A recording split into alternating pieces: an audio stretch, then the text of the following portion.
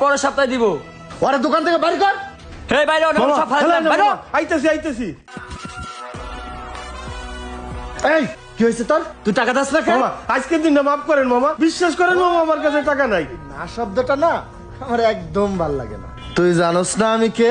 শেষরা গ্রুপের সভাপতি। ভালোই টাকাটা দিয়ে, নইলে এই যে আলু পটল পেঁয়াজ এগুলোই পড়ে থাকবে, শুধু তোরে খুঁজে পাওয়া যাইব না। যা যা টাকাটা নিয়ে আয়। টাকাটা আমি দিব কইতে। এই বেটা টাকাটা দিব কোত্থেকে? মানে তুই এখানে দোকানদারে করস না? যা টাকা নিয়ে আয়, যা টাকা নিয়ে আয়, যা টাকা নিয়ে আয়, টাকা নিয়ে আয়, যা।